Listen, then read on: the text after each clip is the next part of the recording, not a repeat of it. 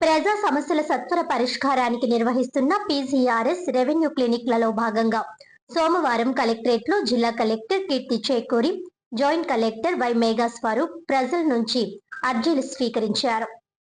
ప్రజల సమస్యలకు సానుకూలంగా స్పందించి అర్జీలను నిబంధనల మేరకు పరిశీలించి త్వరితగతిన పరిష్కరించడం ద్వారా ప్రజలకు మెరుగైన సేవలు అందించడమే లక్ష్యమని అధికారులు తెలిపారు.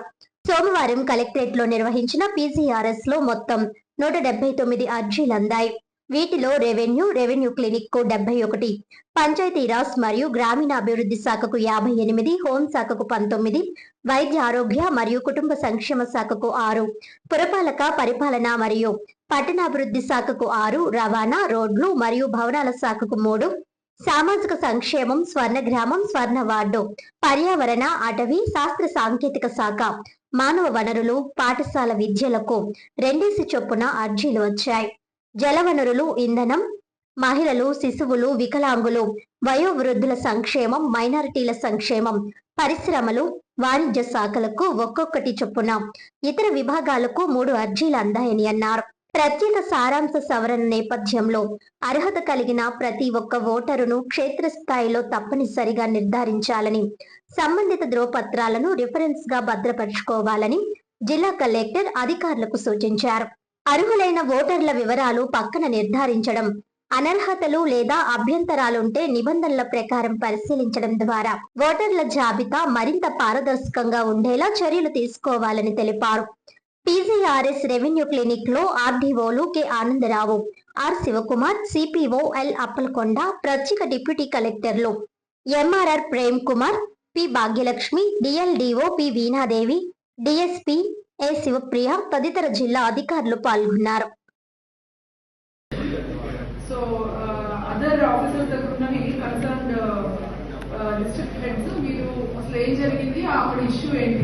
మనం రిజల్వ్ చేయగలమా చేయలేమా, చేయలేకపోతే ఆ గ్రీవెన్స్ ఇలా వస్తా ఉందా, లేదంటే నిజంగా మన ఆఫీసర్ సరిగ్గా మాట్లాడకుండా ఉండడం వల్ల ఇష్యూ ఉన్నా, లేదా మన వాళ్ళే ఒక పేరుతో బిహేవ్ చేయకుండా మన side they will be taking sides locally depending on the local conditions, దానివల్ల అనేక ఇష్యూ వస్తా ఉన్నారు. అంటే యాక్చువల్గా అనాలిసిస్ చేసి ఇప్పుడు ఫోటోలు పెట్టడం ఇవన్నీ ఒక గ్రీవెన్స్ వచ్చింది. ఇప్పటికి ఫోటోలు పెట్టి ఇది చేస్తాం అదే చేస్తాం రిడ్రెస్ చేస్తామని రాస్తున్నారు.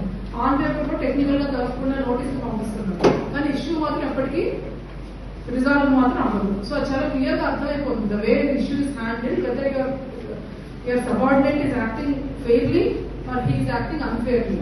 I think all district officers can do that assessment. మీరు ఆ యాంగిల్ అసెస్ చేసి చెప్పండి. పీజీఆర్ఎస్ఎల్ నుంచి దీని మీద రెస్పాన్సెస్ డిస్ట్రిక్ట్ ఆఫీసర్స్ నుంచి తీసుకుని పెట్టండి సార్ నెక్స్ట్ మండే నుంచి. ఆడిట్ అబ్జర్వేషన్స్ వచ్చి పర్సనల్ గా గ్రీవెన్స్ రిడ్రెస్ అథారిటీ దాన్ని పర్సనల్ గా రిడ్రెస్ చేయలేదు అని డిసాటిస్ఫాక్షన్ వ్యక్తం చేస్తూ గ్రీవెన్స్ ని ప్రాపర్ గా అది రిడ్రెస్ అవ్వకపోయినా కూడా రిడ్రెస్ అని చూపించారు concern officer. So this is one of the red flag ఏదైతే మనకు ఆడిట్ అబ్జర్వేషన్స్ లో ఫ్లాగ్ అయింది. సో మీరు రివ్యూ చేసేటప్పుడు పోస్ట్ ఆడిట్ లో all HODs have to see this thing critically చేసి మీరు దానిపైన చర్యలు కూడా తీసుకోవాలి. అలాంటివి ఇంప్రాపర్ గా స్టాండర్డ్ ఫార్మాట్ లో రెస్పాన్స్ ఇవ్వడం, స్టాండర్డ్ ఫార్మాట్ లో ఎనాలిసిస్ ఇవ్వడం, ఇలాంటివన్నీ చేస్తున్నందుకు మనకు ఈ గ్రీవెన్స్ ఆడిట్ లో రిపీటెడ్ గా వస్తున్నారు. ఇప్పుడు ఎంపీడీఓ కరియర్ హ్యాండిల్ చేసే గ్రీవెన్స్ పద్ధతి బాగాలేదు. Concern HOD should take care of it. అప్పుడుగా అంటే ఎండార్స్మెంట్ లో పిటిషనర్ కూడా సాటిస్ఫాక్షన్ వ్యక్తం చేశారని పెట్టారు. వేరే ఆడిట్ అబ్జర్వేషన్ లో అది అవ్వలేదు అండ్ అవ్వకుండానే క్లోజ్ చేసినట్టు వన్ ఆఫ్ ద అబ్జర్వేషన్.